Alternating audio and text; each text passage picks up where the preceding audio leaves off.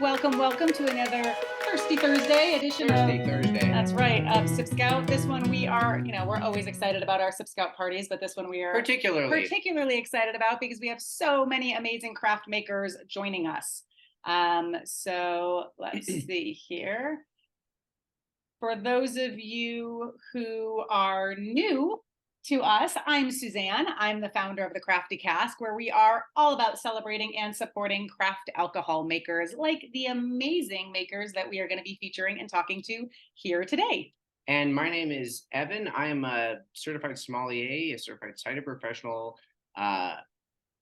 My goodness, I should be a whiskey steward because I really like whiskey. But you just haven't gone through the certification yet. Yeah. I have no doubt that you would pass with flying colors. And yeah, Suzanne and I are thrilled to share with you today some very exciting American single malt whiskeys. Yes. This is something that we have been, I guess, eagerly anticipating for a few months now. And we're thrilled that it's finally here. Yeah, and for those of you who aren't familiar with American Single Malt Whiskeys, well, that's not super surprising because it recently just got proposed, the specifications of what it is going to be in our country, so that there's some standards, so that there's some you can know what to expect when you get an American Single Malt Whiskey. And some of the amazing people here with us today have been foundational to that effort. So we'll get to hear a little bit about that and why things like that are so important.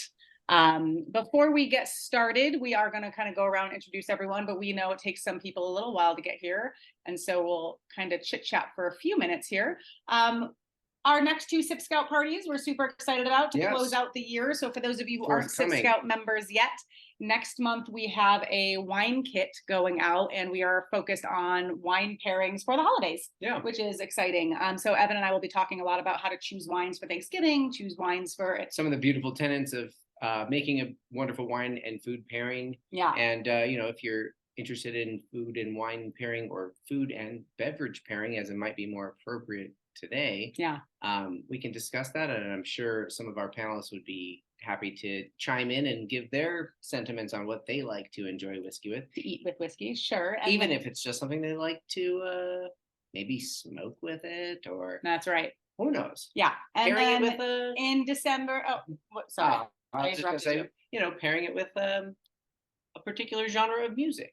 Oh, or Evan likes to do movie Netflix and beverage pairings or things of that nature, which is always fun. And then in December, we have a holiday mixology class. We do this every year. It's super fun. We make very festive holiday cocktails. Evan's actually whipping up some new creations this week to get that all sorted out. So we always include enough ingredients to make 2 of each cocktail, so you can have a little holiday party of your own with 3 different cocktails. So that is what's coming up for our future SipScout members. And if you're not a member currently, you can join by the end of this month to get in on both those kits. But back to the fun here, and I actually see, let me make sure all of our panelists are actually panelists. Let's get Jason in here as a panelist. Who else do we have? All right, there we go. 1, 2, 3. I think we're still waiting on one more. Great. So to kick us off, I want to let all of our panelists briefly introduce themselves. They're going to get lots more airtime when they talk us through their delicious whiskeys here, their single malts. But first, I would love it if maybe we can start with Ryan and kind of go around the circle and just, tell us your name, what you do, who you're with, and just a couple of sentences about why you're excited about American single malts in our country, or something you want everyone to know about American single malts, just at a category level to kick us off. Sure. Thanks so much for having us. We really appreciate you folks putting something like this together and helping us spread this word, this gospel that is American single malt whiskey, that we're all willing to join in wherever we can to help talk about it. Well, I am very excited about American single malt. I've been talking about it for a long time, it feels like.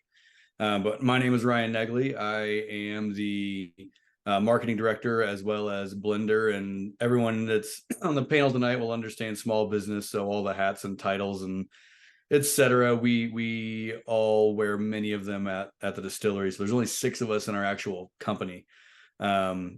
They kind of make our world go around, and so I handle that kind of big chunk of marketing, and blending is now part of my bit. But it's American single malt is something that I feel like it's just been a long time coming. It's great to see the excitement around it. For us, it's absolutely, everyone's gonna have a story about it. Ours is Alistair's story, and Alistair, the owner of our company, moved to Colorado from Scotland with the dream of making single malt. So he didn't know bourbon, he didn't know rye, he didn't have any other option in the whiskey world. In his mind, it was just single malt whiskey, but let's make it how these Americans make whiskey, kind of an idea. And then by the time he got over here and started doing it, lo and behold, there's, you know, several other distilleries around the country that are also interested in this style of whiskey. So that's our little intro. I'm happy to be here and happy to talk about whiskey. Very happy to have you, Ryan. Yeah, Thanks thrilled for you're being here. Jason, why don't we pop over to you? I know you were kind of one of the founding members of the American Single Malt Whiskey Committee. So let's hear from you about what you're excited about and who you are and what you're doing. You bet. Thank you, Suzanne. Well, we are, my name is Jason Parker. I'm the president and co-founder of Copperworks Distilling. And I'm going to walk out to our new tasting room, which we opened about an hour ago, and give you a real quick peek of what we're up to. But the bottom line is, this is what American Single Malt has the opportunity to do. Share the story, get people involved in cocktails, but also really focus on farming. So our excitement about American Single Malt is that it's not just about the distilleries, it's also about the source of the barley. And you'll hear more about that when we get a chance to talk a little bit later. But we're very proud to be part, like you said, of the American Single Malt Whiskey Commission, a founding member of that, and really look forward to seeing where the next 20 years will take us. This has been a fun 10 years so far. So thanks for having us on. Delighted. Thanks, Jason. All right, Blake, you want to kick us off? I like how you have some science going on there behind you. Yeah, I'm actually at work right now. Yeah, so my name's Blake. I'm the head of distilling here at Jettywave Distillery. Yeah, kind of to piggyback up what Jason said, it's really about connecting distillers and farmers and maltsters too. We also have a really close relationship with our malting partner, so that is really important to us. And sustainability is another really big thing. But yeah, mostly, I think it really helps smaller craft distilleries because you can't just buy in big batches of whiskey and blend them and put it in a barrel and call it yours.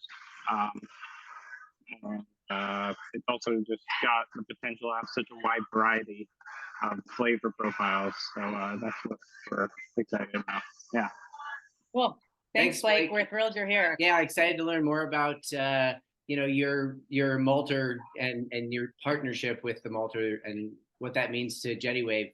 Yeah, absolutely. And yeah, it is exciting the what American Single Malt means, that the craft distilleries are really kind of leading this movement. That is something that, you know, I think bourbon got picked up by the big booze guys very early on and they kind of ran with it. And American Single Malt seems like it's getting taken off with craft and the big guys are starting to catch up a little bit, but it's exciting. Christian, want to tell us a little bit about you and Dampfwerk and what you're excited about with American Single Malts? Absolutely. Yeah, thanks again so much for having us and spreading the word about American Single Malt. It's something that we are incredibly excited about at our distillery. So I'm Christian Leffelholtz. I'm the head distiller of the Dampfwerk Distillery. And we are a small family-owned distillery, pretty young still, very German inspired. Our family's very German. And so we have a pretty wide portfolio, but we think that the whole American Single Malt category fits very well there because, you know, we can kind of compete at that kind of international level in, you know, such an old category of the single malt category. So we're really excited about that. But when it comes down to the whiskey itself, we're most excited about the barrel changes and showing off another grain. That American whiskey is not just corn and rye, of course, but you know, barley is a heavy hitter and has a lot of value to show. So we're really excited about all those changes and kind of all these doors opening up. Cool. Awesome. Yeah, we love that. And, you know, it's exciting. Christian, his dad is a distiller as well at Dampfwerk. That's correct? And, you know, his your inaugural kind of distillation was American Single Malt for you, right? The first thing that you distilled for Dampfwerk, and that's really exciting. Gosh, that's exciting. Yeah. Boy. And that was the first whiskey for Dampfwerk as well. Prior to that, they're really into eau de vies, which are beautiful eau de vies, you know, and things of that nature. So it's exciting that, you know, the younger generation of distillers is getting into American Single Malts as well, with, you know, Blake, Christian, others here too. So love the family businesses. Those are always really fun.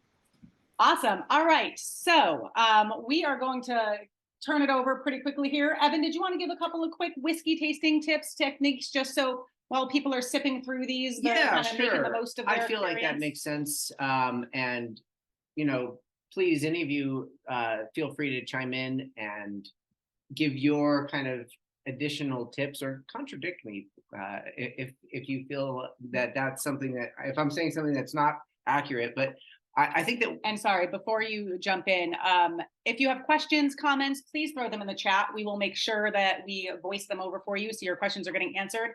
And then after we go through the full tasting, we will actually allow everyone to get promoted to panelists, turn their videos on, turn their mics on, so you guys can interact directly with the distillers, the owners, the blenders, everyone who's here. So that's kind of the way we're going to run this.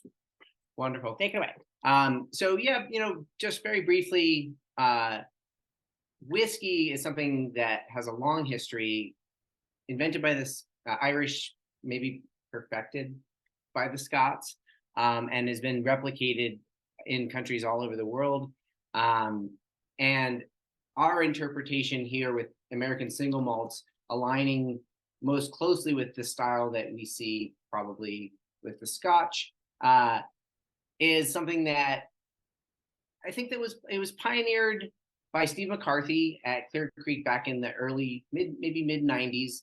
And the evolution of it over time is really exciting to see. And I think that we are right now at a cusp, and the prevalence of it. And when we were at ADI back in American Distilling Institute conference just a couple of months ago, there was a lot of excitement about American Single Malt Whiskey, which was delightful to experience, to hear, to participate in.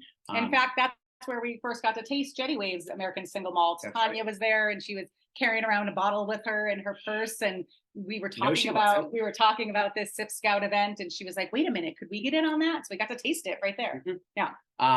But yeah, now there's roughly 150 or so distillers right now in the United States that either have American Single Malt in bottle or is, you know, in the process of aging and is ready to, or approaching ready to release.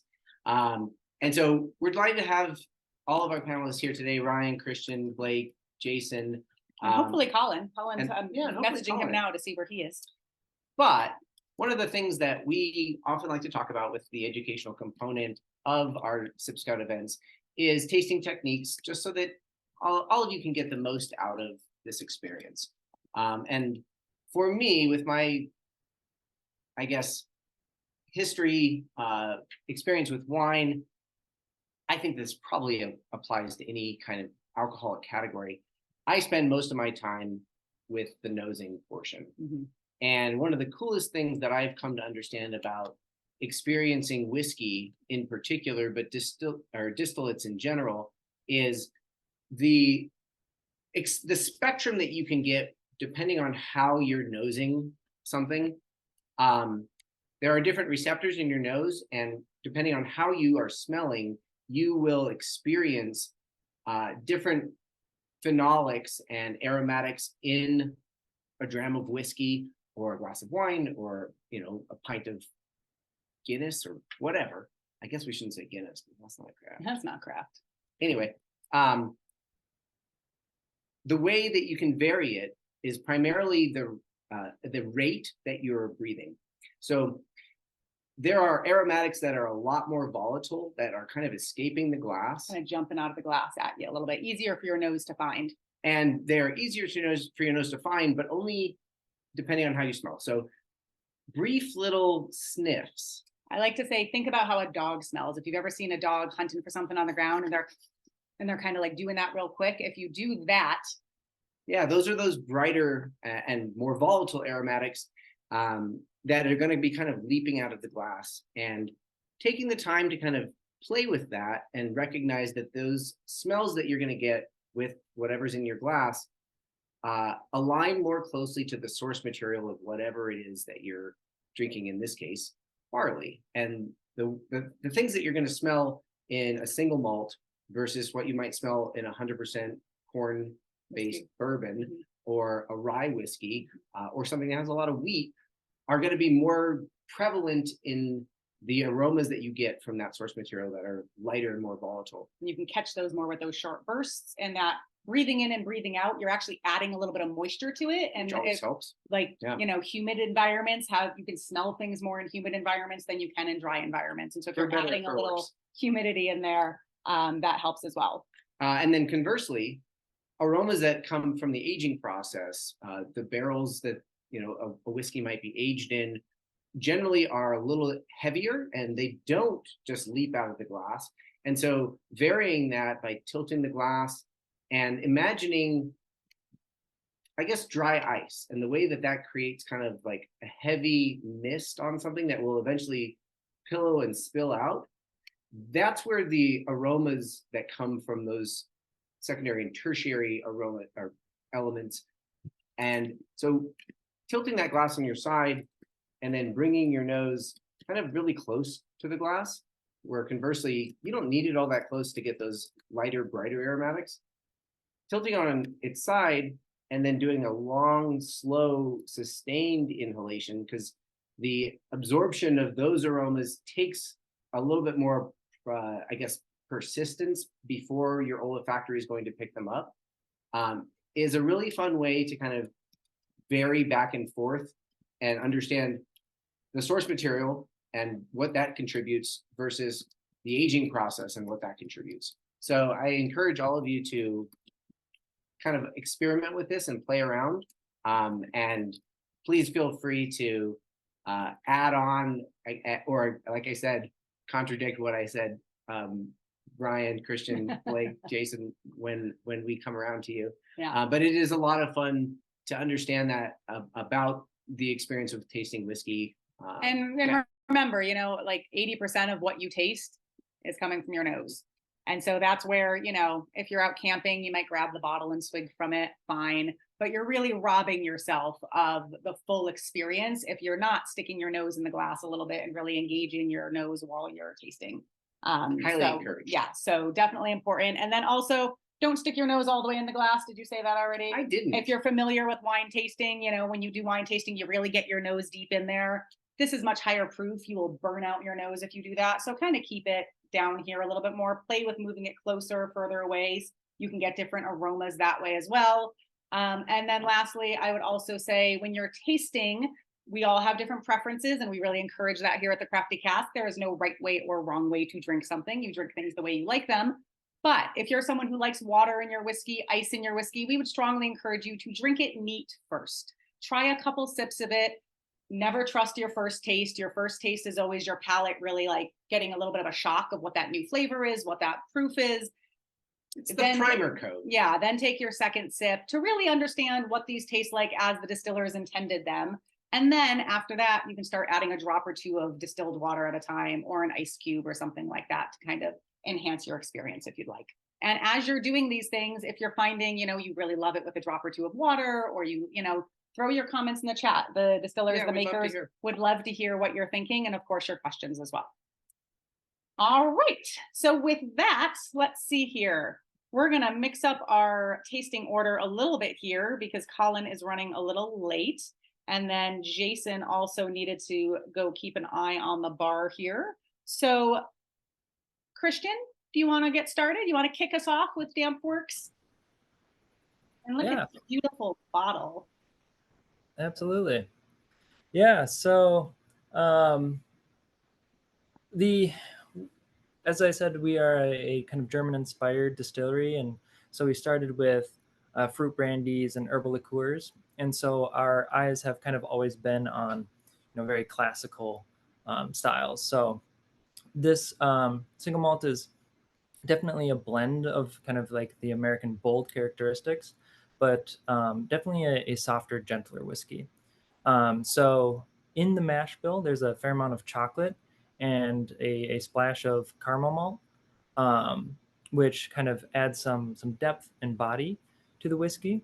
And then we, as I kind of mentioned, we're very excited about the new changes to the barrel regulations, or the proposed changes. And so we have about 60% American oak barrels and 40% European oak barrels. So the wood characteristic to the whiskey is quite varied. So you get some of that like fantastic nuttiness and toffiness that is, or toffee notes that are very quintessential American oak notes. But you do get some of the more floral, perfumey notes from the European oak and the French limousine woods. I'm getting so much like nuttiness on the nose on this. Yeah. So our American oak barrels primarily come from Minnesota. We have a small Cooper that popped up called Black Swan, and their barrels are known for being incredibly nutty. And they like to work with Minnesota oak, although we are kind of in an oak shortage, so they have to stretch out a little bit. But they're very proud to say that they use a lot of Minnesota White River oak. So and I'm just addicted to that nutty note. So And nice to be able to support another industry in your state. Dampfwerk is in Minnesota. absolutely, yeah. We are kind of in the breadbasket of the United States. So from our coopers to our maltsters, it's we have a lot of big resources and small resources in our state. So it's fantastic to tie into all of that and kind of bring everything forward. So do you have any thoughts or feelings about the kind of proposed stipulations for American Single Malt, specifically with respect to the aging? Because I know that what's going forth right now is kind of minimal with respect to aging requirements compared to regulations with regard to other whiskeys, and it seems like the feedback that we've experienced is mixed. People are very excited about the opportunity to have some freedom and really do exciting things, and some people are concerned that it won't create enough like typicity for that specific category. Yeah, it's I can definitely see like how American oak and especially virgin American oak barreling rules have shaped our categories, and a departure from that it's a big change. But it is definitely the most exciting aspect for us. If you go to Scotland or to many of the single malt producers around the world, they don't like to use virgin casks extensively. They will, but they like to reuse the casks. They like to grab ex-bourbon barrels. And so if we are looking to play in that realm as well, it's a very big tool to have to use used barrels. So, with this whiskey here, the European oak barrels, we are using primarily ex-wine barrels. So ex-Cabernet Sauvignon and a couple Pinot Noir barrels. The TTB does not consider that aging because the rules haven't gone through fully yet. So it's still technically finishing. And that's kind of drives why we don't have an age statement. But, we were motivated to kind of play in the realm of cool, fun barrels. Sure. So we're over the moon about that proposed change, and think it's going to really help move the category forward. And I also think that it's not going to be too much of a departure because American producers are going to want to be American. We want to show off our identity not only to each other but to the international stage. So we think this is a very bright moment for for the whiskey category. Speaking of identity, do you feel like there's, is there going to be like a Minnesota style of American single malt, or do you think it'll be more like a Midwest kind of, like I'm thinking of Scotland and how there's the different regions. How granular or how broad are we thinking this is going to be? I think it'll be a little bit difficult at first, but with this whole craft distilling movement, we are, we're kind of a little bit competitors, but we all really are co-players. But we are very eager to differentiate ourselves. So anything that we can, tie ourselves to with a local narrative, or other close partners that we're working with are going to help, move our story along. So I think at first it'll be a little bit difficult, but eventually you will start to see like the really niche, like, oh, this is a Minnesotan whiskey and this is, whiskey across the river from Wisconsin. So I think, and I think that having, to our previous topic, the freedom and the ability to kind of play with different aging processes, and eventually, down the road, it's not to say that you can't narrow the definition when collectively as an industry, you reach a point where we agree collectively that no, it does need to be, this amount of time and this amount of oak that is no bigger or larger than this size. Or maybe not even oak, who knows? Maybe it's hawthorn or chestnut. Yeah. I mean, at the end of the day, the best barrels win, the best, grains win. So we're going to see just, a lot of people entering the market and trying out all kinds of new fun ideas. And what works is going to kind of become what we coalesce around. And it's just going to continue to get better. So. Well, that's great. Evan, do you want to talk a little bit about what you're smelling, what you're tasting in this one? Or I feel like a lot of Christian's notes or comments there, I definitely recognize, as you mentioned, the nuttiness. I do feel like there is a very cool kind of floral component to it that is kind of just sitting on top of those nutty, toffee, kind of richer notes. Yeah, it's really beautiful. Kind of a little bit just like a potpourri touch. Yeah, we have a quite finesse. We have a reel on our Instagram somewhere where we actually tasted your first release of this, I think, way back when, or not that far long ago. And this we is really the second enjoyed batch, it. right? Yeah, is this the second I believe release? we have the second batch right now. Yep. This bottle might be the first release still, be. but what you're all drinking is the second release. So yeah, and I'm gonna pop us over. Christian, thank you so much. I know Jason's trying to pop in and pop out a little bit, so I just want to let him do his tasting real quick. But I'd love to later. I would love to come back and talk a little bit about your bottles because they are pretty unique and it's not cheap and not easy to do custom bottles like this. So I'd love to hear that story a little bit a little later on. But thank you. Cheers. This is absolutely delightful, especially for your first and second effort. Really amazing. Yeah. Thank you. All right, everyone, we're going to hop over to Copperworks Distilling. That will be our next pour. Jason, take it away.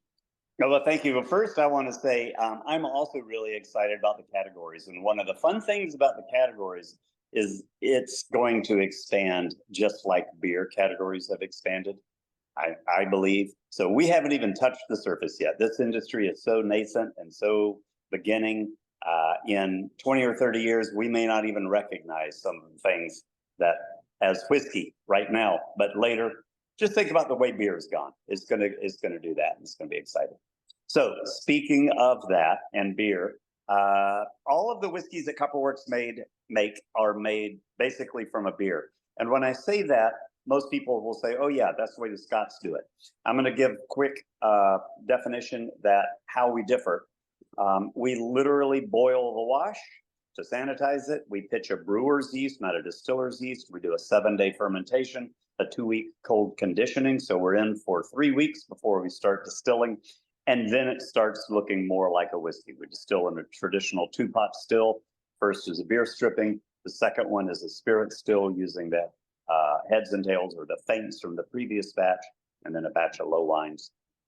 We do that distillation. We make our heads, hearts, and tails cuts, and then we take the hearts, put them into barrels. We have 3 types of barrels. Almost all of ours are a minimum of 2-year age staves, and then we go to long toast, medium char, and first fill is usually around 3.5 years old before we bottle it, usually closer to 4. And the second time we use that barrel is going to be closer to 7 to 9 years. So this whiskey, number 47, is showcasing one of the things we're really proud of, which are single farm, single variety, single vintage malts. This is a total of 13 barrels.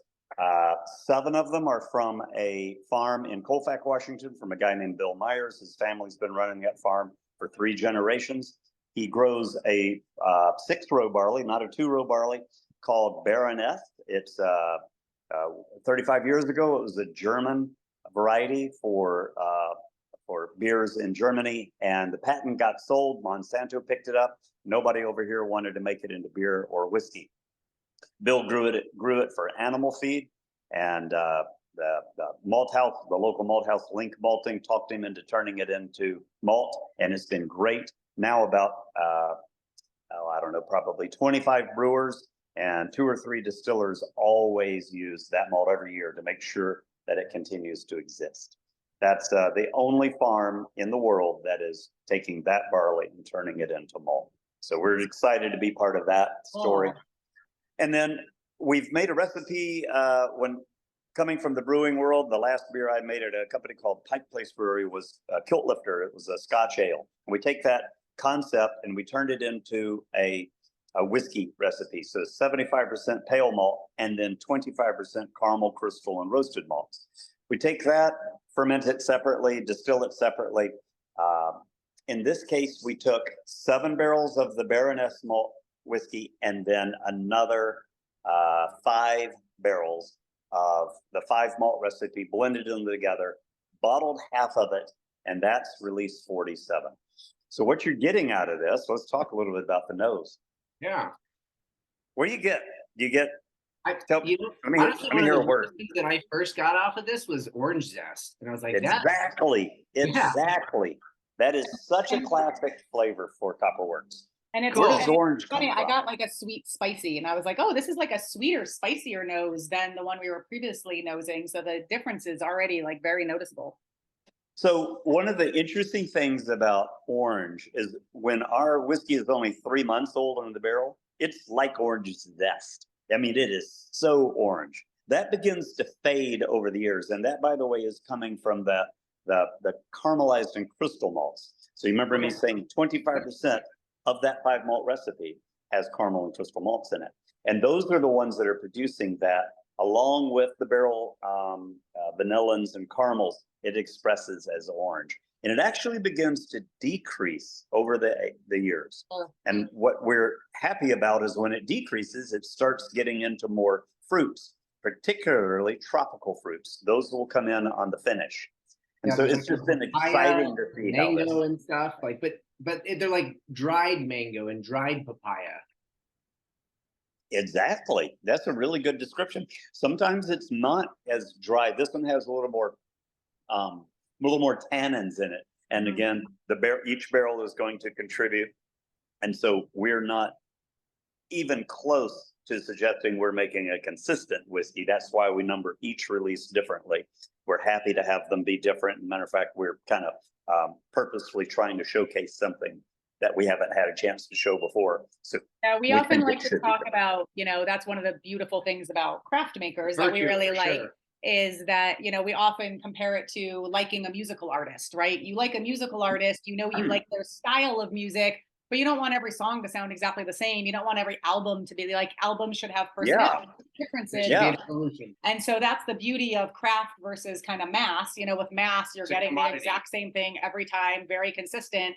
But with this, it's really like expressions. And so you get to know, I like this distiller and I like his point of view and I like the way they bring things to life. Jason and Micah. Yeah, that's right.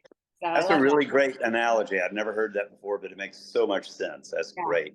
Yeah.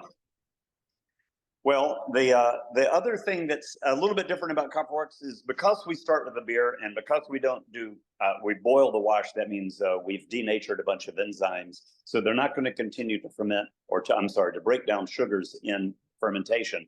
So we don't end with a terminal gravity of bone dry. We actually have residual sugars left. They make it through all the way into the new make whiskey, and they continue to coat the mouth and tongue even after multiple years of aging. So we're able to raise the proof without getting as much burn. We almost always bottle in triple digits. This one's 100 proof, and yet it doesn't quite drink like 100 proof. If you had a bourbon or a scotch at 100 proof, that'd probably start burning your lips. But this one's still pretty smooth. No, well, right. the high proof. I'm like, are you sure it's 100 proof? I'm like, right. Wait a minute. I'm like, oh yeah, you're right. It is. You're right. It's very smooth. So 100 proof, since it doesn't burn, we can bottle it at that, and that carries a longer finish. So the two things that I think this concept of starting from a beer and then distilling, again, no hops, but other than that, a classic beer, is that you end up with a little sweeter mouthfeel coming from the malted barley. It is the maltodextrose or maltodextrose from the barley itself that the yeast didn't break down and the enzymes didn't break down. And then that allows for less burn and therefore a longer finish. And then you get to enjoy it a little bit more than you might say a bourbon in the mouth at 100 proof. You want to kind of ice it down or water it down or get it out there. Just to nerd out with you a little bit more, Jason, when there is residual sugar, as you're kind of expressing, because you stop the fermentation by boiling before distilling, the effect that has, it's not that the sugar actually makes it all the way through distillation into the final product, it just arrests some of the more harsh components. So there are actually a lot of things that you said that I'm going to correct. We don't boil after fermentation. We boil prior to fermentation. So what I'm saying is that in a traditional distillery, you do the mash, you collect the wort, and then you put it in fermentation. In a traditional brewery, you do the mash, you collect the wort, you boil the wort, and then you put it into fermentation. And so we do that. We boil. That sanitizes it, goes into fermentation. And like you just discovered, you leave residual sugars at the end of fermentation. In a traditional distillery, a hydrometer measures about 0 or even below 0 is in terms of residual sugar. At Copperworks, a hydrometer will measure somewhere around 1014, 1012. So it's got a lot of residual sugar. It would be akin to drinking a Scotch ale in terms of the amount. And yes, believe it or not, sugar makes it through distillation. Distillation is a very imprecise science. It's not like it's only thing that's going up is ethyl alcohol. And these stronger chains of sugar tag along, especially on the water molecules that are going through, and are noticeably sweeter as that new make whiskey. And that's from those sugars. Cool. So Jason, let me clarify something. So you're saying you make beer first and then you kind of turn it into whiskey, but really all whiskey is kind of made from beer, right? So you're not taking finished beer, there's some distilleries out there that take completely finished beers that have been hopped and aged and whatever, and then distill that. You're not doing that. Okay. We don't do that. But again, the difference has to be in, if you walked into a distillery in Scotland and Kentucky and Tennessee and Ireland and Japan, and you said, can I taste your fermentation? And they said, you bet. They pour you a glass of that. It would be bone dry, super sour, and nothing that you would ever want to drink again. But if you go into a brewery and you say, can I taste what you have in fermentation? It tastes like a beer. If it's not been matured, it will taste like a green beer. And so we also go through that 2-week conditioning to make sure that it is not a green tasting beer. It's rounded and all the yeast is dropped out. These are really technical differences, but they're important for the flavor in the end, is that we're literally making a craft beer, again, with no hops. And that's not a traditional way of making. Most traditional distilleries focus on yield, and that's smart. That's a good way to get into the well, and you can sell your bottle at an affordable price. We can't. We do not have very good yields, and we're chasing flavor, not yield. So that's just our style. And for those of you interested in this topic a little bit, Blake might be able to talk to us about this a little bit later, because he did a lot of this for Seven Stills for a while, which was one of our favorite distilleries out in San Francisco. And one of our other favorite distilleries, Charbet, does a lot of taking finished beer and distilling it as well. So there's It's a neat category. Yeah, it's a different category entirely, but it's a really cool kind of idea and premise that leads to some delicious whiskeys.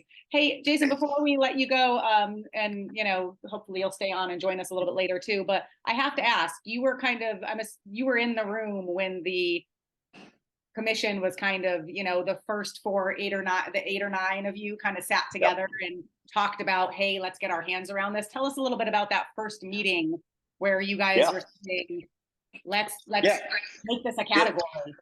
It was interesting. It was in Chicago at Benny's during a snowstorm with the ACSA meeting happening in the background.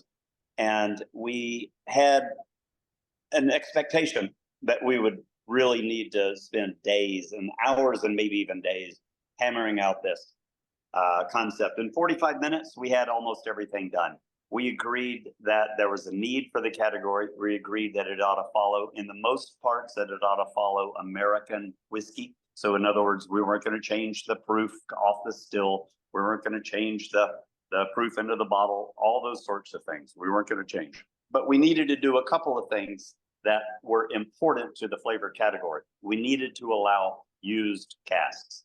Unlike Scotland and territories, we did not want to have an age statement. No American whiskey is required to be aged for a certain amount of years to be called a whiskey. It just has to have an age statement on the label if it's under 4 years or 2 years if it's straight. So we were trying to be thoughtful about how to cast a big enough tent to be inclusive and not stifle innovation, but also be meaningful, so that there would be something that you could hang your hat on and say, that's American Single Malt Whiskey. Think of it as, again, beer. If we right now were to go back to 1516 and use the Reinheitsgebot and say that all beer has to only have these 3 ingredients, they didn't know about yeast, we would have limited some of the things that are now in beers, all the additions, all the fruit additions and spice additions. So we were trying to be careful not to limit innovation. And really, we missed a few critical things, but we were almost completely aligned. The Copperworks contribution was primarily to make sure that we were allowing mashing off-site and then distilling in a single distillery. And the reason is because we see so many breweries that are really good brewers, and it made sense to us that in America, we should focus on that brewing tradition and quality and allow brewers to make the wash, which is what we've been doing ever since. Brewers make our wash, we then ferment it and distill it. So that's been kind of our whole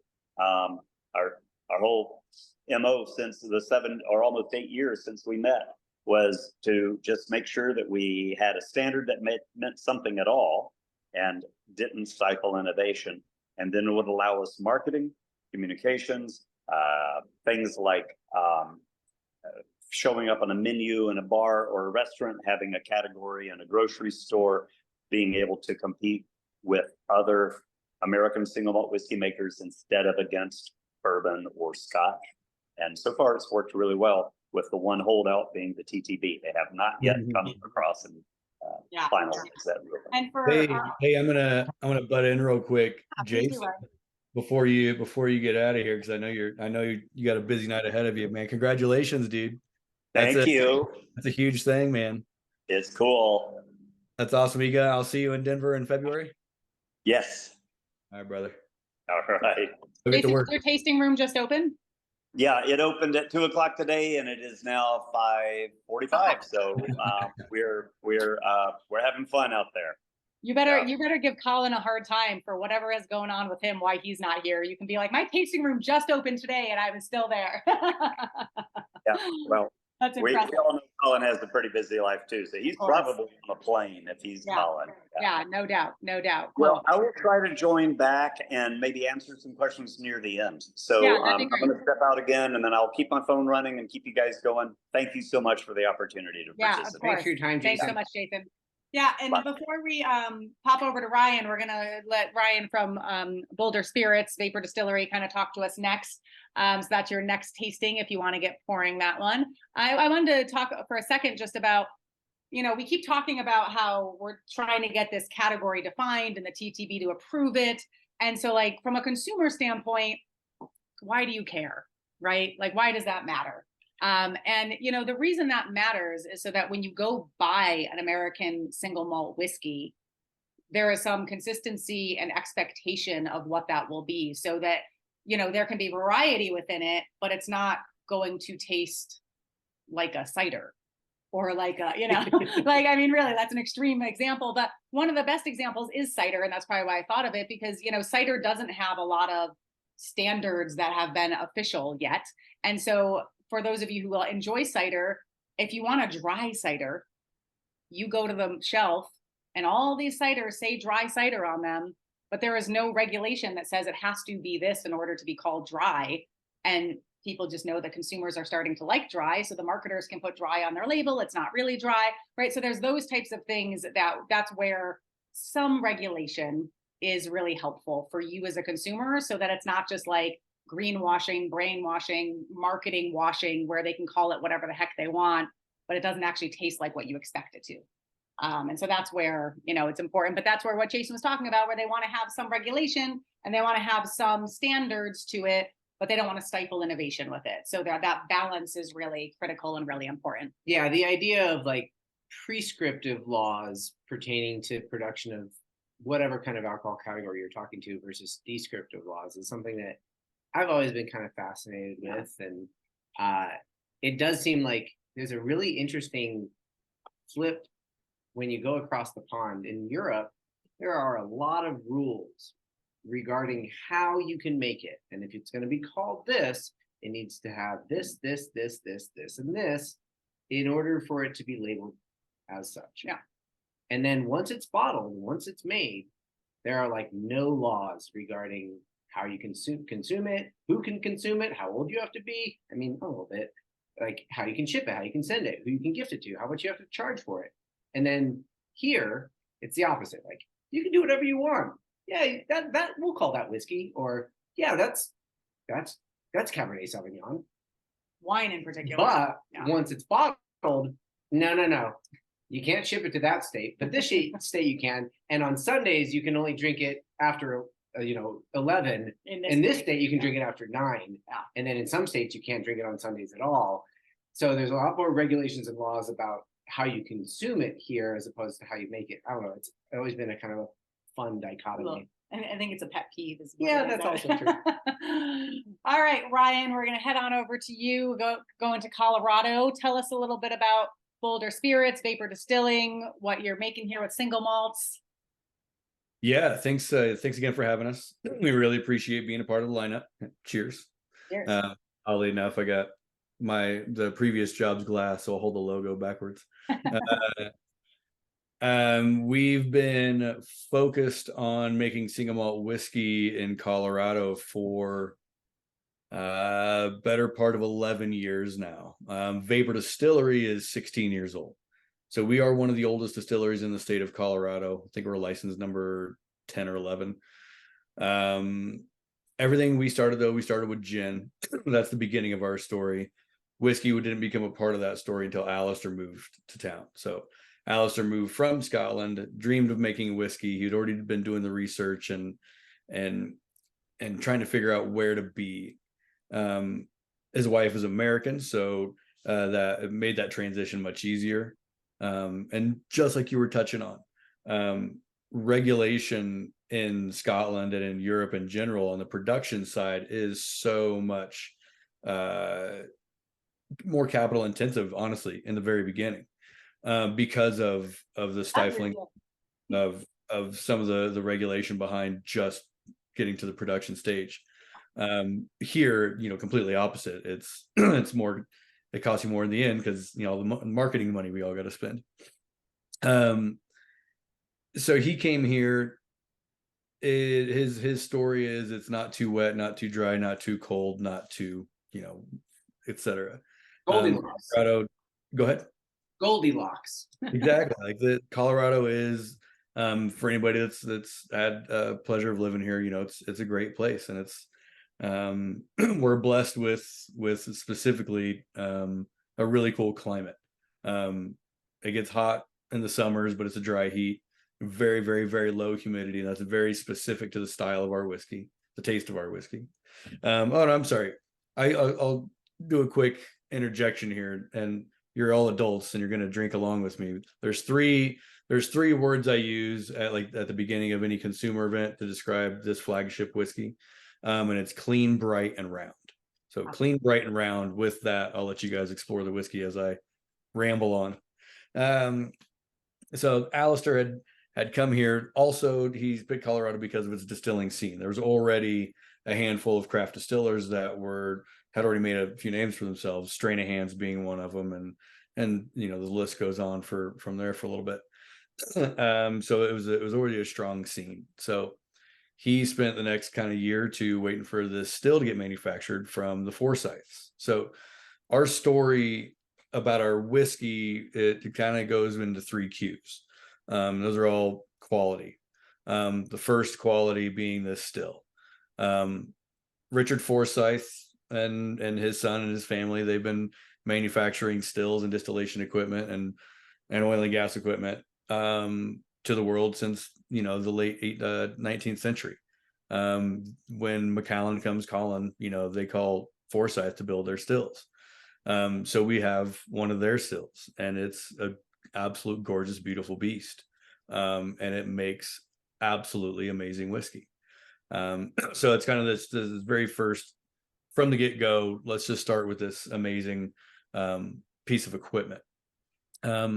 While that's being contracted, you know, the 2 years or so it takes to make that, Alistair's here kind of doing some research, you know, bought a house and kind of found this little distillery that was only making gin with no dreams of whiskey, makes a partnership happen. Fast forward a couple years, the still arrives. It's time to start making whiskey. We'd actually had a consultant. We still can't say his name, but he worked for a few of the distilleries in Scotland. And so that's kind of where Alistair essentially, like, everyone has a cocktail drawing, you know, of like what their distillery is going to be and like what the shape of the still, and kind of just do the ABC 1, 2, 3 plumbing kind of drawings. Well, that's what this dude did for us. But he'd also done it for several large scale distilleries, you know, in Scotland. So some really pro level consultancy at the Scottish kind of chumminess rate. So we're starting to cook whiskey. This is where the stories really, really, really differ from us and a lot of the other American single malt whiskey distilleries. Much like Jason goes on, and I love Jason so much, and we have a good time with each other hanging out with each other at conferences. But we don't make beer at all. That's not what we're after. We don't want any of the flavor of beer. That's not what Alistair came from. He wasn't a brewer. He enjoyed whiskey, and whiskey comes from a whiskey recipe. God bless Jason and everybody out there in the single malt world exploring this beer heavy or this beer style. Just not for us, right? Those aren't our flavors. Our flavors are making whiskey from a whiskey recipe. So that begets the second Q, our grain. While we're surrounded by the land of beer and Coors and hundreds and hundreds of thousands of hectares of land that's dedicated to growing barley in this state, not until the last 7 years has anybody been dedicated to growing a style of barley for making whiskey. It's always been for beer. So we knew that flavor was going to make a beer style. So we imported our malt from Scotland. My boss, I'll say it again, he's from Scotland. Scottish people like Scottish stuff. So we use Muntons and Simpsons early on, malt house. Again, if it's good enough for the Balvenie to use and make incredibly, you know, world-renowned whiskey, it's going to be good enough for us. The kind of, you know, secret backroom talk is that malt that we were purchasing imported from Scotland was still less than half the cost of our local malt any local malt that we could get here. The price per pound was literally half as much. So Wow.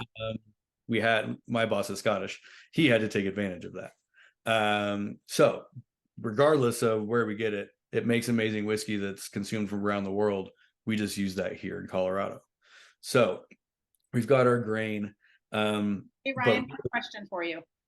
So since you're bringing in your barley from Scotland, would you say that like Scotch lovers, this is more of a Scotch lovers American single malt than maybe some other American single malts are out there because of that? Maybe. Terroir is a word that I hate so much in the world of whiskey. There's so much that happens in distillation. But I absolutely firmly hardcore believe that where barley is grown and who malts it will dictate the flavor. And we do have local, we've got some Colorado malt in barrel now. We just haven't released it yet. But does it specifically appeal to the Scotch consumer? No, I don't think so. And that really goes to our next point is, whereas we're already using this kind of a Scottish influence on this, 2 out of 3 parts, it's distinctly American because we're exclusive to 53-gallon No. 3 char virgin oak barrels. Our whiskey is American whiskey. Yeah. On that label right there, it says level 3 char. There's nobody that's aging whiskey in used oak that's going to put a char level on the barrel, right? We want to make sure that when a consumer looks at that label and there's those little kind of details that say, oh shit, this is fresh oak. We put 53-gallon new oak barrel on it. We want to be very specific that we are an American whiskey. My boss has an accent. We ship our grain in, the stills from Scotland, but it's American whiskey. Yeah. And it's American because obviously where it's made and all that kind of stuff. And our distilling style is certainly different than a Scottish style distilling would be. But it's where it's aged. And our line of latitude is so far different than anywhere in all of Scotland. Scotland and Colorado are about the same size. And we're different from Kentucky because we're not as humid, and we're different from the Pacific Northwest because they've got a different climate. And our Colorado climate puts a big thumbprint on the taste of our whiskey. So this bottle of whiskey that y'all got, that's our flagship whiskey. That's where everything starts. It is a 4-year-old American single malt whiskey. So 53-gallon, level 3 char, aged for like I said, 4 years. It's 46% ABV. We do also have a bottled and bond. Very proud to have, again, an American colloquialism on our whiskey. We just launched a 7-year-old bottled and bond. So that's the oldest bottled and bond in the country right now. Putting out some really fun whiskey with used, tons of used European oak. Our finishing program is beginning to kind of get its roll on. So sherry and port and Armagnac, and we've got some European dessert wine barrels on the boat right now. So the future of our used oak program is going to be strong.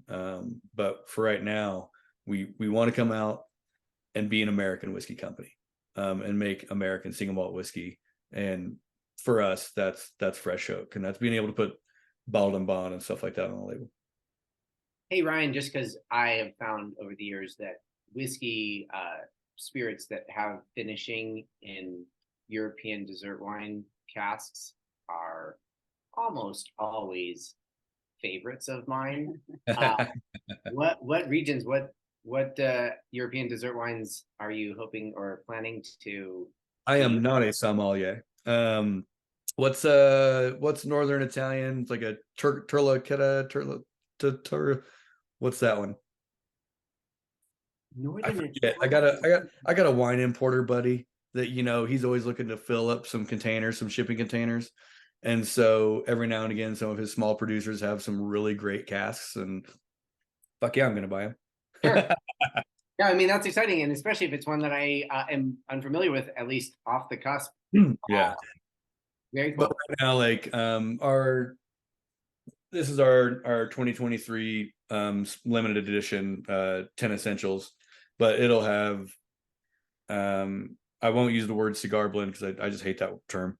But it's got ex Armagnac, ex Tawny Port, and ex PX Sherry, all as a marriage, along with some 6-year-old straight whiskey casks to really bring forward that big, barrel action that we're after.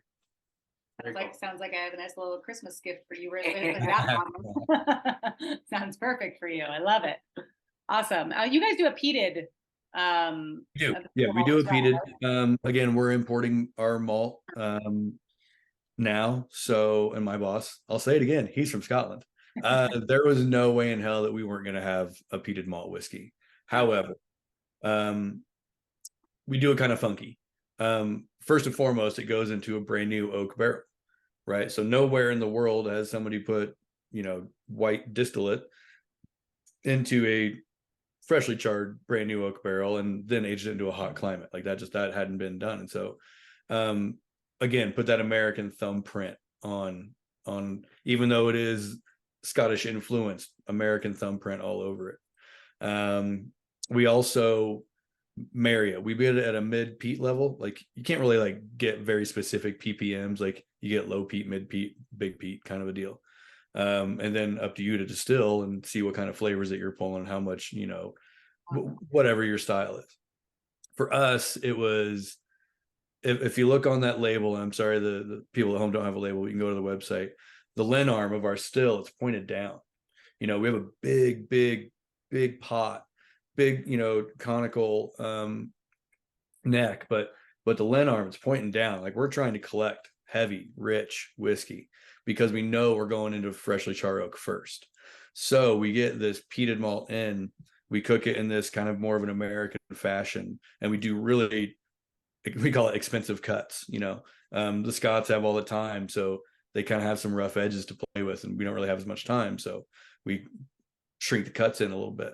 But then we also marry it with this unpeated malt whiskey as well. So we bring that peat flavor down a little bit more, and then it goes into the fresh oak. And then 4 years later, it's got just this really clean, almost kind of menthol, like menthy kind of note to it. Less smoke, and it's more about the oak. It is interesting because I was going to say earlier that the viscosity of your whiskey is noticeably kind of different than the others that I had today. And then you just said, you're going for that heavy, rich whiskey, and you can really feel that. Those of you SipScout members who are tasting this along with us, roll it around in your mouth a little bit, and you can just feel kind of the silkiness and the heaviness on the sides of your tongue a little bit, where it has that little bit of weight. Texture is texture for us in the finished product, because you always got to build your finished product backwards, right? But texture is the most important part of the end program for us. Like it's about mouthfeel. And so everything was kind of designed in theory around that. And for the most part, we've achieved it. Cool. I love that. Ryan, I hope you're sticking around for a little bit, because I'd love for you to talk a little bit more about educating consumers, since you kind of do some of that work, and peat as well, because our last two whiskeys where our distillers aren't here tonight, both have a little bit of smoke or peat going on with them. And so I'd love to have a little bit of a conversation about that a little later, about how so many Americans, when they hear the word Scotch, they think they're all smoky and they're all peated, and why that is, versus in America, we're not seeing quite as much of that just yet. So I'd love to table that conversation momentarily so we can get to Blake. Thank you, Ryan. That was delicious. This is really quite lovely. And so we'll move on to our last distiller who is here tonight. Blake, thank you for your patience. It's hard to sit here and not be drinking all these whiskeys simultaneously. No, it's all good. But yeah, Ryan's probably going to hate me because I really do believe in terroir and whiskey. Have kind of the opposite view on that. We focus on being as sustainable as possible. So like everything that goes into our whiskey is, within a 60-mile radius of our distillery, except for the oak, obviously. And everyone, just so you know, Jettywave is in Half Moon Bay, California. So those of you in the Bay Area or those areas, you can pop on down and visit.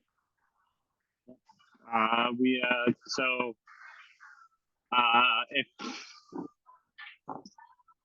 we kind of work with our maltster to let the malt tell us what to make. We made a bunch of different, teas out of all of the grains they offer at different toast levels. And we found, a barley that we really liked. It's 80% Sir Gallagher's Best, which is a lighter toast, and 20% Kiln Smith, which is a much heavier toast, which kind of gives it that chocolate nose to it. We kind of call it our like s'more with single malt. It's kind of got that graham crackery chocolate, a little bit of like bitterness to it. So that's kind of what we were shooting for. I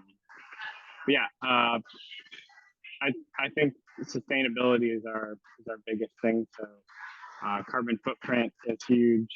We use about 2 showers worth of water a week to do our cooling for our condensing. We built our own cooling tower outside. Yeah, Blake, that's a really small amount compared to probably another, right? Like 2 showers worth a week.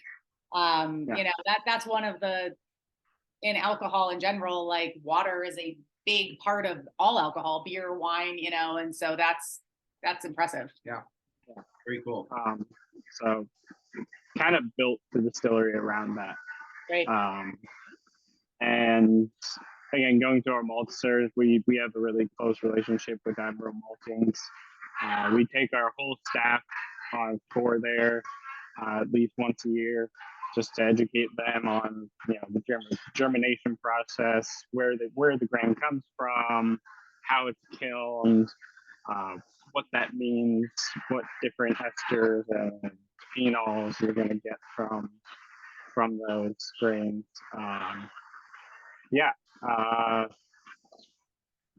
Can you talk to us? Is Admiral Malting, are they in Alameda? Am I remembering? Yeah, they're in Alameda, where St. George is, and Hero One used to be. Can you talk everyone through a little bit the malting process, just because that's obviously a very important part of single malt whiskey. And we haven't really talked about that. And since you have that relationship with a maltster, I imagine you have a good understanding of it. Yeah. So, a grain is basically just a perfect little storage unit for sugar, complex sugar, starches, right? So they basically trick the grain into thinking, it's in the soil, it's ready to sprout, and once it sprouts, they stop that by kilning it. But also the malting process, they have these large floors where they lay out the malt, and they're actually temperature controlled so that they can have thicker malt beds than you would typically see in a malt house, just because they have kind of a smaller space. But yeah, and then the kilning is a really important part, because you can ruin a batch by killing it if you're shooting for a very specific dryness or moisture level in that grain. And it's part of the malting process where you would get, if you wanted to have smoked or peated, that's part of the, like when they're drying out at that ending point, they would use the fuel that kind of flavors it in that way. Am I remembering that correctly? I haven't worked much with peated malt because I hate Scotch, so I'm not going to speak on that. I love it. A distiller who hates Scotch, who's making American Single Malts. I love that. Yeah, basically, I make what I like to drink, and I'm a pretty big fan of this. We use our bourbon barrels as well to age them, so that's kind of a cool aspect of the rules surrounding our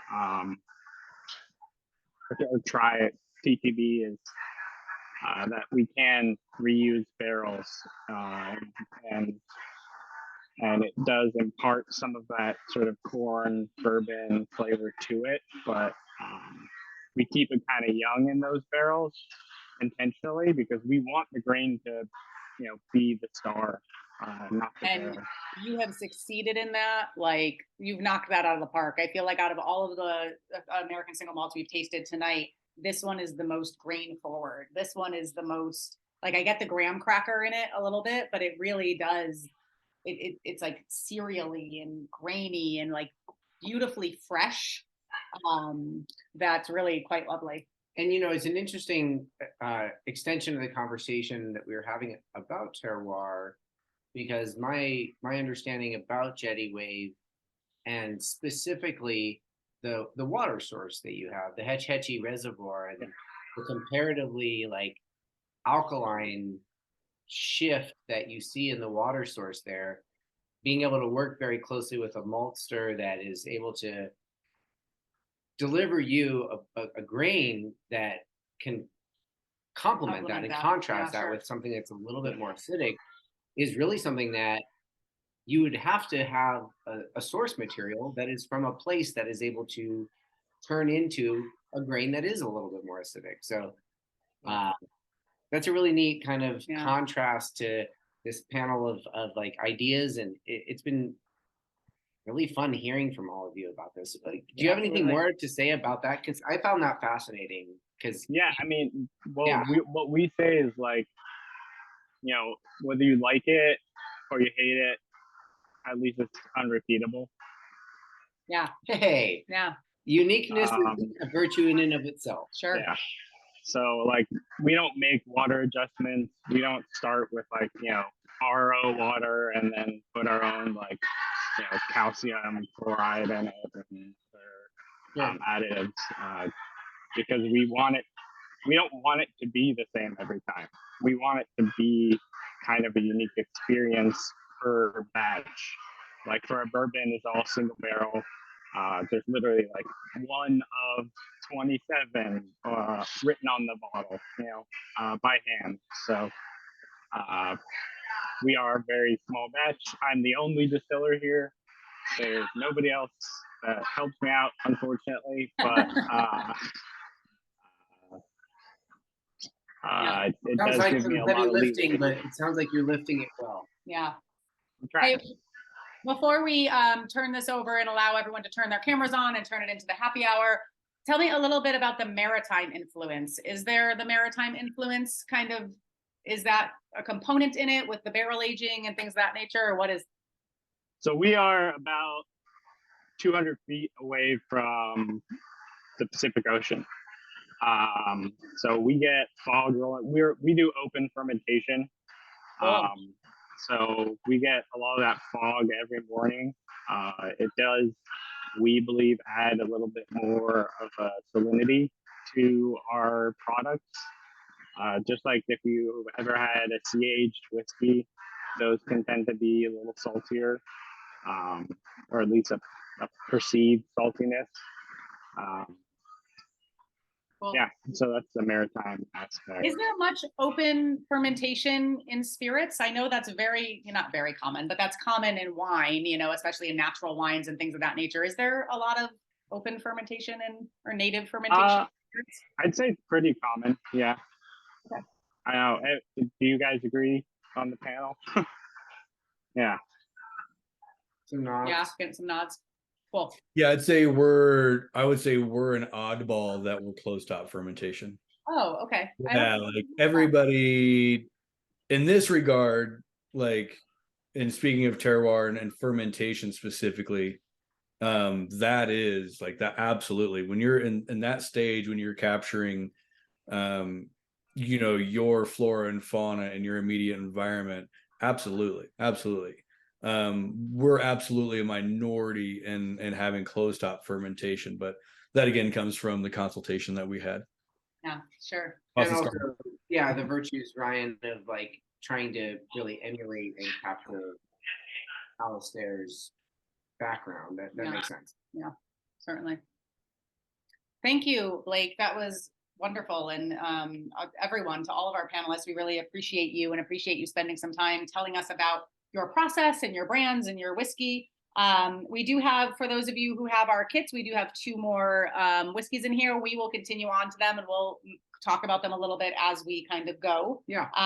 We have Santa Fe Spirits, and Santa Fe Spirits is wonderful. They're also one of the founding members of the American Single Malt Whiskey Commission. And then we also have 10th Street Distillery, which is our only kind of officially peated one on in this. So if you like those smoky peated scotches, definitely open up that 10th Street Distillery. They're in California as well, down in San Jose, I believe. Yeah. But Santa Fe Spirits also does use some mesquite wood in there. Yeah, I don't think they call it smoked or peated, this one, but I don't they think do. that they I don't think that they shy away from that, but it is one of the big things about, Santa Fe Spirits as a general rule is that they like to incorporate a lot of things about the Southwest and New Mexico in general. Their botanical gin utilizes things like the juniper, Pinyon. Choya, yeah, Mhm. all that fun stuff. a lot of cool stuff that they're both doing with regard to shifting that idea with peated and then in this case mesquite smoke. Yeah, absolutely. But you wanna I'm gonna shift this over to? I do. I think so. I think so too. I'm We can gonna talk about these. I'm going to promote everyone to panelists. You can decline it if you don't want to and keep just listening as you are. Or if you want to get on video, unmute yourself, talk to us a little bit, you can kind of do that. I did also want to mention that for those of you who did not get your kit in time or did not order one in time, I think we have enough left from our different bottles to make, well, our vendor does, to make about 5 more kits. So if you're listening to all of this and you are drooling and you are kicking yourself and like, I want to try these now, shoot me a message either here on Zoom or email me at suzanne@thecraftycast.com and we can get you a kit ordered and get you tasting all these delicious. Boy, these are they really are quite fun, and it's really fun because American Single Malts it's a newer category that's really just starting to get defined and starting to get a lot of attention. And so to be able to taste 6 craft versions, next to each other is pretty fun. So for those of you who have to take off, thank you for joining us. We really appreciate, and we really appreciate all of you panelists. Thank you so much. We hope you can stick around for a little while longer. Pour some in here. Uh-oh. I can't cheers with Cheers an empty. empty glass. But yeah, we did want to thank you, panelists. We really appreciate you and appreciate your delicious American Single Malts. And then everyone, you guys feel free to unmute yourselves as well, all of our panelists, and let's just have a little chat and conversation here. And however long you're able to stick around, no pressure at all. Yeah, just say goodbye before you leave so we can cheers you one more time. Keep the conversation about water going. Ours is a local, we use actually a local spring called Eldorado Springs. Anybody that makes any product, you ship it off to get the contest, to get your ratings and see how you do against your competitors. And every year it's one of these top 10, spring waters in the world. When we first started making whiskey, this is a little before I joined the team, but when we first started making whiskey, we did exactly, what Blake alluded to, and we took our city water, which is great because it's Boulder. Like in Colorado, we just has some really great water. But we did some RO to it, and it was fine. It was whatever. It made okay whiskey. The second we had switched over to Eldo, to this natural spring water, it was like a light. It was unbelievable.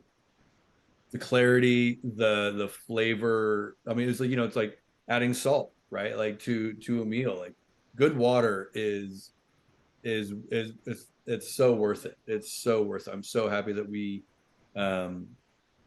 made that switch early on. Yeah, I have to agree. I mean, it's incredible the impact of water. Before I got involved in this industry, hearing how much distillers and brewers talked about water and how much they showed off the water that they use in the process, I thought it was kind of all marketing speak. But it's it really has a profound impact. And we definitely lucked out here in St. Louis Park. We're one of the last cities in our metro area to use deep well water. So we kind of, stumbled upon a fantastic mineral content because of that. So, but yeah, I just want to give a shout out to water because I agree. Shout outs to water. Love it. Love Yeah, it. we live in the desert, so shout outs to water. Yeah. And sidebar on that note, with regard to malting, there's actually a really cool malt house here in Arizona that currently primarily is making malts for breweries. Yeah. But one of the primary components and the virtues and I guess the missions that Sinawa malts without water, Sinagua. Without water. Yeah. Has as its kind of goal is in the desert, growing something like barley is harvested right at the time when the water table is the lowest. And so one of the things that all of the growers that this malt house utilizes is that they are basically contractually forbidden from planting something in that space after the barley is harvested in order to not leach and pull more water away from the water table at that point in the season when water is at its most vital. And it's just another really cool kind of push in the direction of sustainability and environmental awareness here in Arizona, where water is well, and they precious. also, it's not just that they're forbidden. I think they also have a rotational of crops of like really low water usage crops during the hot, dry summer seasons, and then a higher usage, like, so they're contractually obligated to be responsible with what crops they're planting when versus just leaving it fallow. But the primary thing is that it is fallow for a period of time immediately following the harvest of the barley when the water table is the lowest. Yeah, it's pretty fun. Go water. Kristen, Michael, welcome. If you want to unmute yourselves and jump in, feel free, please. Otherwise, we'll just keep chatting about good things here. I am curious what I was talking about before that I said I wanted to table and talk about later. A lot of people who we talk to, whenever we say Scotch, they're all like, oh, I don't like smoke. I don't like the smoke. I don't like Scotch, right? Like that's immediately where their brain goes. Despite, those of us in the know there are plenty of Scotches that are not smoky and peated. But with American single malt whiskeys, I feel like there's not a lot of smoked peated, just yet. So can all of you kind of chime in a little bit about what that thought is? Although, wait a minute. I think it doesn't.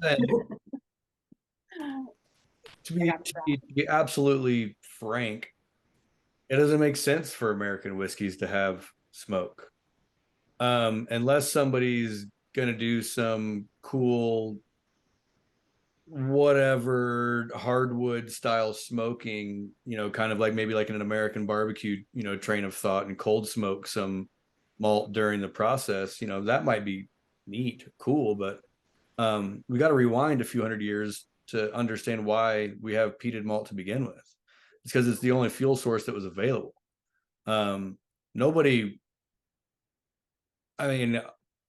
Not everybody enjoys the taste of dirt and iodine and band-aids, like it was a necessity. Taste. And so if you're on these islands in Northern Europe and your only fuel source is this thing that just smolders, that's what you do. And to kind of go into your conversation of correct, not every Scotch doesn't equal smoke, right? Scotch doesn't equal peat. But at the same time, every single one of us is going out talking about the words American Single Malt. And we got to go to a store and we got to go to an event and stand behind a table and say American Single Malt, American Single Malt, American Single Malt. And everyone's going to go, so it's Scotch. No. So it's smoky then. No. And you can't say you're wrong on both fronts. You just got to say, this is an American whiskey first and foremost. And then you got to go through the whole rigmarole of what single malt whiskey is. But for the most part, we don't even get a chance to really educate because the consumer's already heard the word single malt, and Scotch has now crept into their brain. Yeah, And and is that's sorry. going to be a really interesting like challenge to at this nascent point in this category to define American single malt without letting that, I guess, Halo. preconceived notion Yeah. halo creep in and perhaps prevent people that might otherwise really enjoy this whiskey from not even trying it simply because of the name association with Scotch. And if they've had a smoky peated Scotch that they're like, not for me. But you see, sir, there is no association. We don't put But Scotch from a on. consumer With brain, single malt. consumers, Right. there There's are. 40, there's 40 countries in the world that make single malt, right? Like Scotland did it second, but made it most famous. Sure. And you know, can only be angry about it for so long before we just got to say the word American means something. And for each of us on the panel, it means something a little bit different. But for the most part, we're making barley whiskey. You know. Do you think is it because like so many Americans associating single malt with smoky Scotch? Is Right. that because originally most of the Scotch we got imported to America happened to be peated? Is that where it kind of came from? Is that originally Early Scotch? on, pre-prohibition, no, it was a lot of grain whiskey. Okay. Prohibition, of course, crushed that industry and mothballed a bunch of distilleries. And that stock, since it wasn't being sold, it just got older. In the 1940s and so on, now there are these huge stocks of this, what we now refer to as single malt whiskey, but blended still was the breadwinner of everything around. And there's a little bit of that peat flavor, but not like, because that's what the regions are invented for, right? The United Distillers just says, well, we own all of these different distilleries. We use all 5 of these different distilleries in our blend to make this number one thing over here. Well, we use it because this one's smoky, so that's the smoky region. We use this one because it's this, so that's now this region. You know, it's all marketing to a point. Especially in that I got a long diatribe on Scotch and how they've managed to make the regions of Scotland such a successful campaign. But if you look at the size of Scotland, right, like it's not terribly large. But the consumer can't blame the consumer, right? You just got to go out there and say, this is what's different. This is what we're doing that's not that. Anything that you even have an inkling of what you have in your mind about what single malt whiskey is, if your brain says Scotch, let's sit down and let's have a conversation about it with whiskey. I think it's actually a benefit that they have some association with the words. They might not even know. They might not even have had a Scotch that's a single malt that's peated. But they at least like know it's going to be some sort of whiskey, right? Yeah, I don't see it as a negative thing that it has an association with that. That's good. That's good to hear, because I feel like in my old life before the Crafty Cask, I was a market researcher, and so I'm always thinking about like the consumer education piece and like how do you get consumers to try something and like understand the differences. And so I always worry about that a little bit, that because I do think single malts in general, when we're not talking about the smoky peated super heavy ones, can be very appealing to people who are newer to whiskey, people who need, because they tend to be a little brighter and lighter and fresh, at least they certainly can be. They can be, and more so than I think bourbon or rye typically can be. And so I'm like, how do we make sure consumers understand that? And I think for those of you who have the SipScout kit, doing a side-by-side of the Santa Fe Spirits and the 10th Street Distillery, where they are actually bringing in their malted barley from Scotland, and then Santa Fe Spirits, who is using mesquite wood and kind of doing a lighter kiss of smoke. It's a very big difference. I mean, you're talking about the Band-Aids and the the 10th Street Distillery one really has that element to it, where the smoke on the Santa Fe Spirits is just a kiss of smoke, and it's beautiful, it's lovely, and they're very different. And nevertheless, like the 10th Street Peated is no less bright, despite the fact that it's smoked.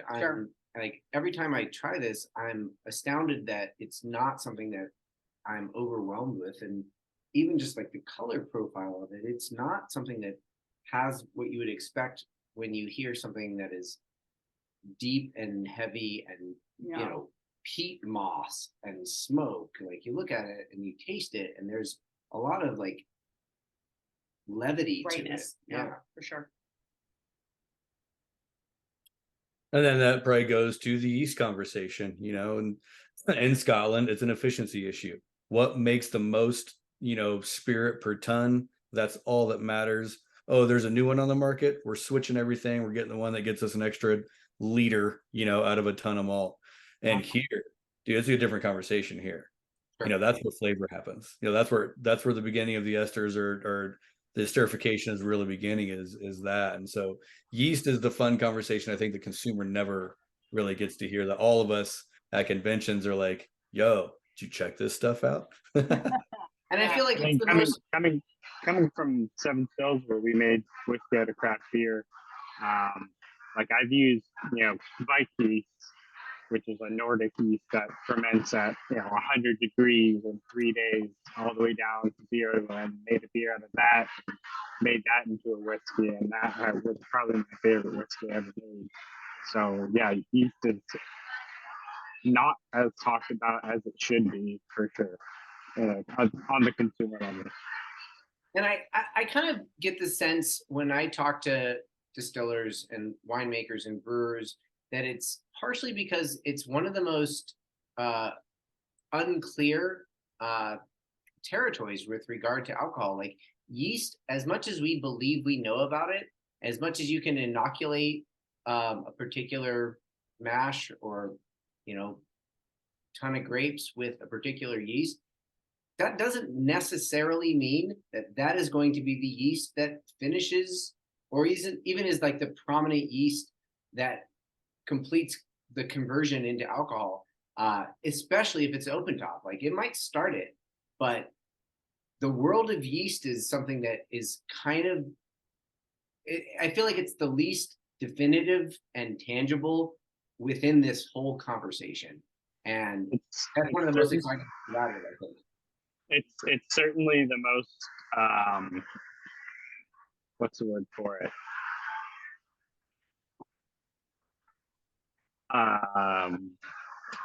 Certainly technical, like secretive too. Like the yeast the people who have the yeast strains aren't telling you, you know, where they got it, how they made it. I would argue that for open top, you're completely right. Like the yeast you start with is not going to be the entire yeast you're going to end up with. In the beer world, you're going to have the same yeast unless you're making a Brett or a sour or something like that. Yeah, I mean, I was a brewer at Trumer. That beer tastes the same all the time. Same yeast. Sure. Hey, everyone, Christian has to take off. I just wanted to raise a quick glass and give a cheers to Christian from Dampfwerk. Thank you so much for joining us. This is really beautiful, and I'm so glad you jumped into the distilling world with your dad, because you clearly you have a bright distilling future ahead of you. We're excited to see what comes out of Dampfwerk Distillery, and we're excited to come visit it at some point. Very much so. Thanks so much for having me, and it's really exciting to be a part of kind of the spreading of the word. So this is really awesome, and great. Thanks. Awesome. Cheers, Christian. Have a great night.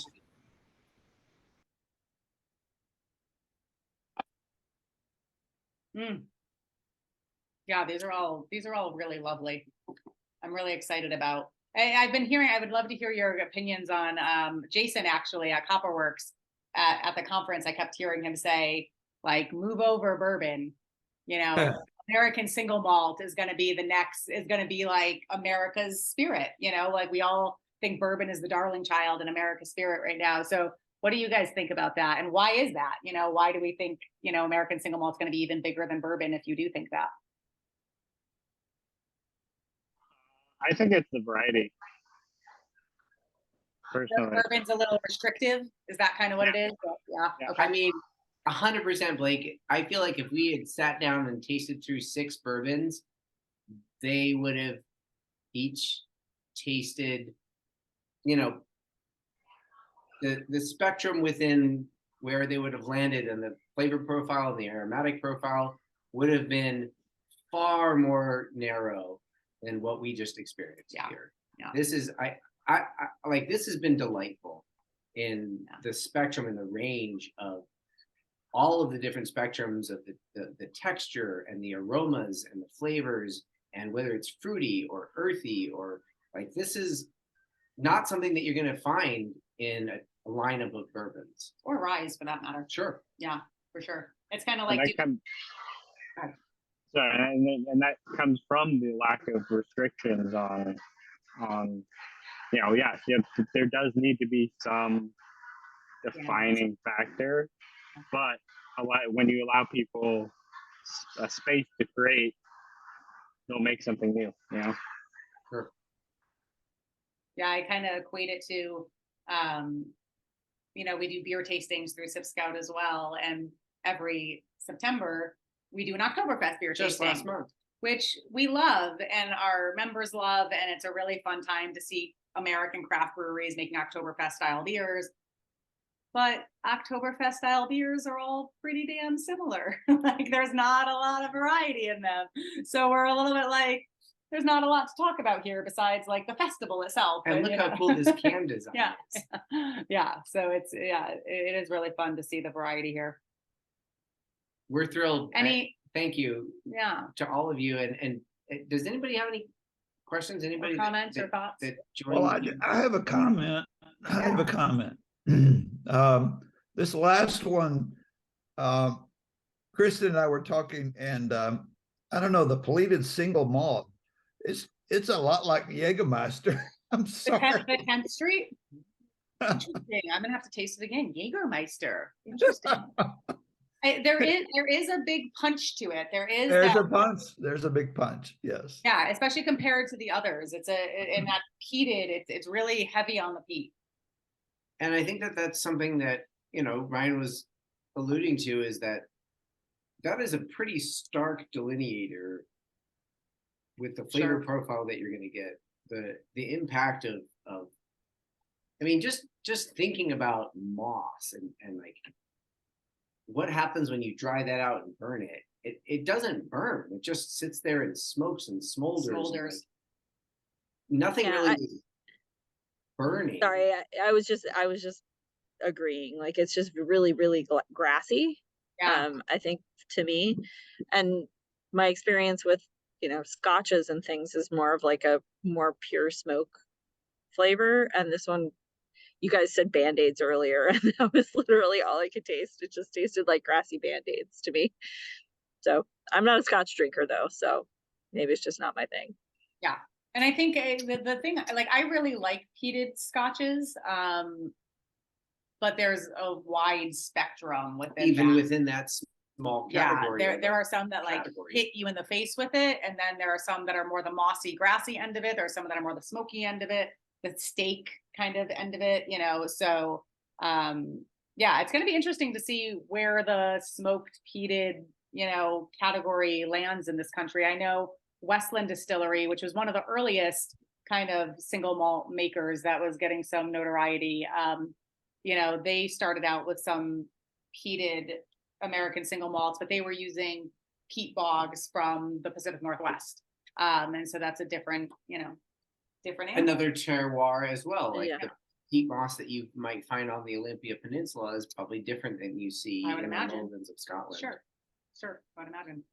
But the smokiness of the Santa Fe one was really delightful. Like, just a very different style of smokiness. So it's super nice. Yeah, I love that kind of shift in perspective. Colkegan, who is the founder and the owner at Santa Fe Spirits, is an Englishman, and the idea to take something that he was raised around and then utilize what he moved to in New Mexico and take mesquite in lieu of peat moss to make that smokiness.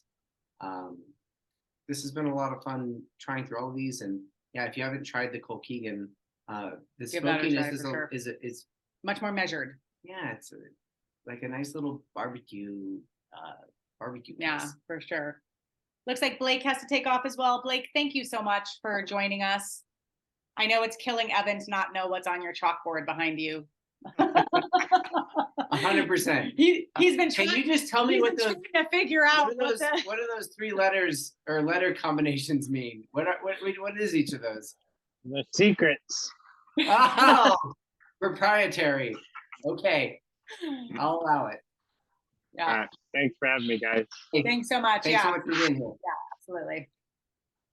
Yeah, and actually, Santa Fe Spirits, if you get out to Albuquerque, or Santa Fe, sorry, anytime soon, they have a pine nut liqueur Oh, the piñón, that is Araqueño. freaking killer, like killer. And they actually have all of their employees go forage for them, and then they send all the pine nuts home with their employees, and they're all instructed exactly how to roast and toast the pine nut. No, they do it on the stove. They're like doing it.